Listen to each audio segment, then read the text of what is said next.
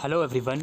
आज की इस वीडियो में हम BA programme economics principles of micro economics 2 second semester का लेटेस्ट एग्जामिनेशन पैटर्न डिस्कस करेंगे।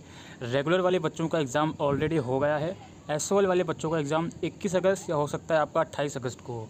तो क्या लेटेस्ट एग्जामिनेशन पैटर्न आया है, किस तरह के क्वेश्चन आए हैं, वो बहुत इंपॉर्टेंट है डिस्कस करना।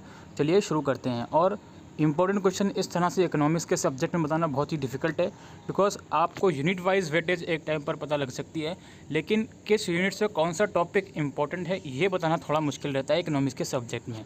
तो इस सब्जेक्ट का पैटर्न समझते हैं। आपको कोई 5 क्वेश्चन टोटल करने हैं। हर एक क्वेश्चन 15-15 मार्क्स का है। टोटल 75 मार्क्स का आपका पेपर है। पूरा पेपर या तो इंग्लिश में करो या तो हिंदी में करो। तो पहला क्वेश्चन जो है उसके 2 पार्ट हैं, ए और बी, 8 और 7 मार्क्स का। ये आपका मोनोपोली वाले फॉर्म में से ही क्वेश्चन आया है, फर्स्ट यूनिट में से। पहला क्वेश्चन का ए पार्ट है कि what is meant by price discrimination by a monopolist. एक मोनोपोलिस्ट द्वारा जो प्राइस डिस्क्रिमिनेशन करा जाता है, इसका क्या मतलब है, इससे आप क्या समझते हो। बी पार्ट में ये है using suitable diagram explain the condition of natural monopoly. समुचित चित्र का प्रयोग करते हुए प्राकृतिक एकाधिकार का वर्णन करें।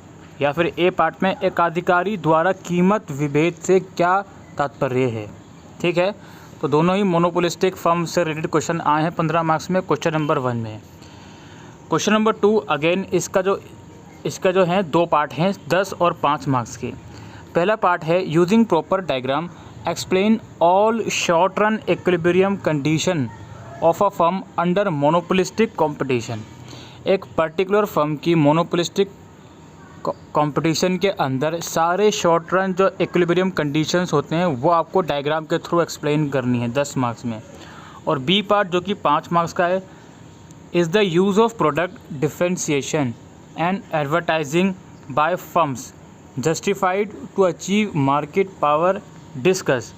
जो अलग अलग प्रोडक्ट का डिफरेंशिएशन और एडवर्टाइजिंग अलग अलग फर्म यूज़ करती हैं, क्या ये जस्टिफाइड है मार्केट प्राइस को कंसिडर करने के लिए, इस बारे में आपको डिस्कशन करना है।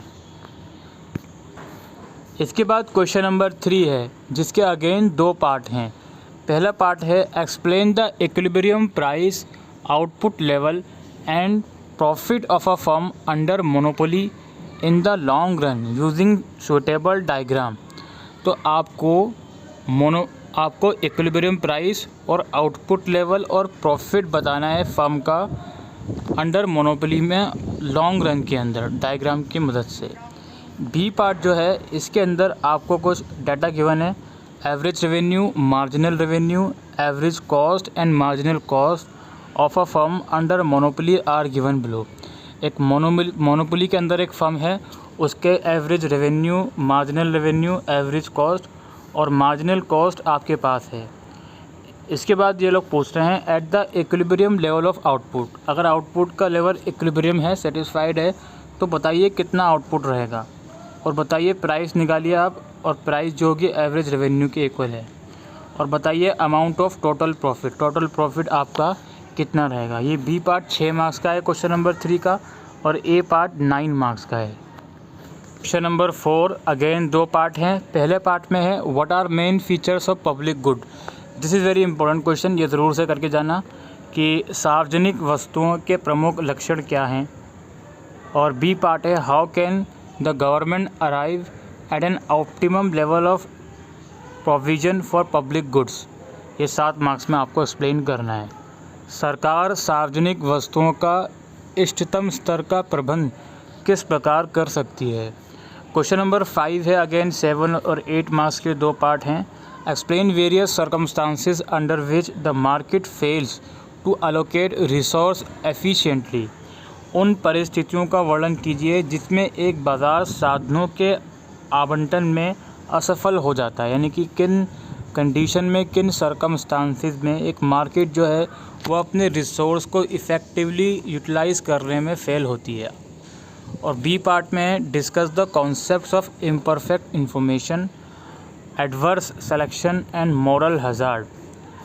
अपूर्ण जानकारी, प्रतिकूल चयन एवं नैतिक खतरा की अवधारणाओं का वर्णन कीजिए।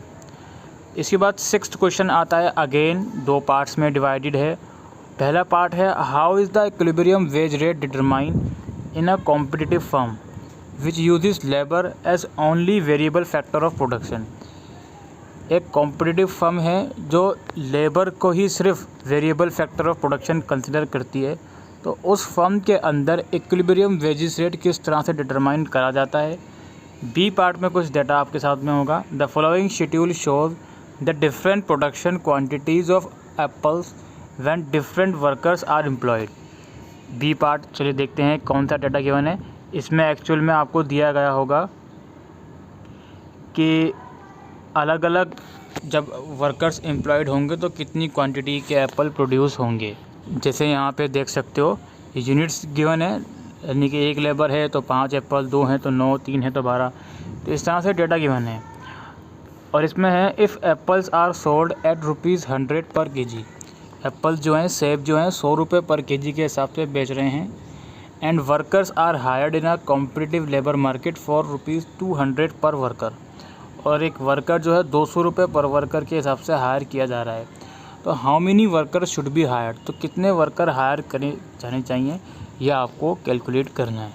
ठीक है, अच्छा जी, ये हो गया क्वेश्चन नंबर हमारा आई थिंक 5 हो गया। 6th क्वेश्चन था वो। 7th क्वेश्चन देखते हैं, अगेन 2 पार्ट हैं। Critically examine the comparative cost advantage theory of international trade.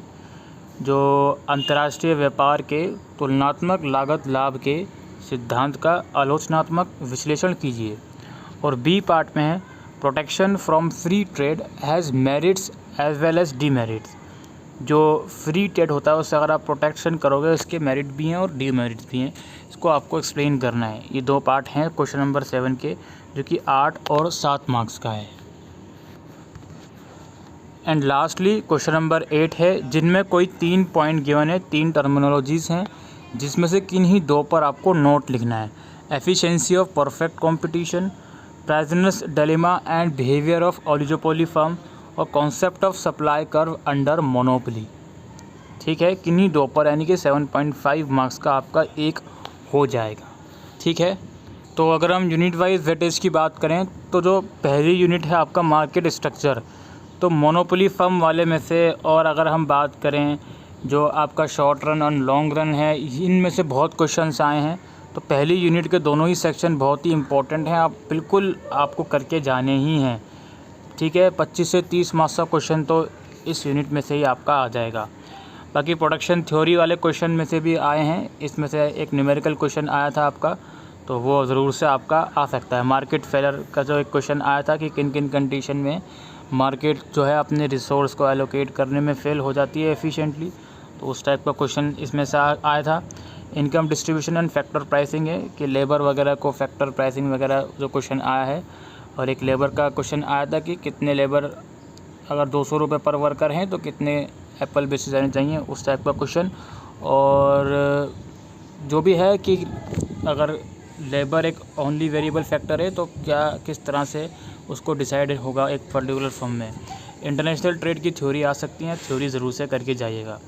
4 he units हैं, सबसे इम्पोर्टेंट यूनिट 1 है, यूनिट 2 भी इम्पोर्टेंट है, और लीस्ट इम्पोर्टेंट की बात करें तो कुछ नहीं कह सकते भाई। क्वेश्चन नंबर 4 में से भी आए हैं।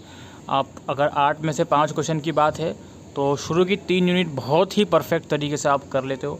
Obviously you can attempt easily attempt your complete question paper, यानी कि 4 में से 3 यूनिट बहुत अच्छे से कर लो आप, शुरू की 3 यूनिट बहुत अच्छे से कर लो, आप इजीली अटेम्प्ट कर सकते हो पेपर।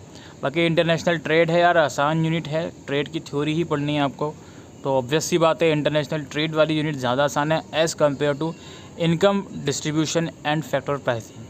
बट इस यूनिट को करके जाओगे तो प्रोबेबिलिटी आपकी मार्क्स आने की ज़्यादा इसलिए रहेगी बिकॉज इस यूनिट में 2 क्वेश्चन बन रहे हैं जिसमें से एक तो एटलीस्ट आप कर ही लोगे, इतना अगर करके जाओगे तो। ठीक है, तो ये भी एक थोड़ा सा फैक्टर है जो कि डिपेंड करता है। इकोनॉमिक्स के स्टूडेंट हो, सारे फैक्टर्स आपको देखने पड़ेंगे। बाकी ऐसा कुछ नहीं कहा जा सकता कि ये यूनिट बहुत ये टॉपिक बहुत इंपॉर्टेंट है, ये टॉपिक कर लो, ऐसा करना मुझे नहीं लगता आपको बताना चाहिए। तो यही एग्जामिनेशन पैटर्न है दोस्तों। क्वेश्चन डिवाइड रहेंगे 8 और 7 या 10 या 6 या 9 या 6 या 10 या 5 मार्क्स को, ऐसे करके क्वेश्चन के 2 पार्ट्स होंगे। एक क्वेश्चन आप अटैम्प्ट करते हो तो उसके दोनों ही पार्ट आपको अटैम्प्ट करने बढ़ेंगे। तो आई होप दोस्तों आपको ये वीडियो यूज़फुल लगी हो, तो वीडियो को शेयर करिएगा। Thank you.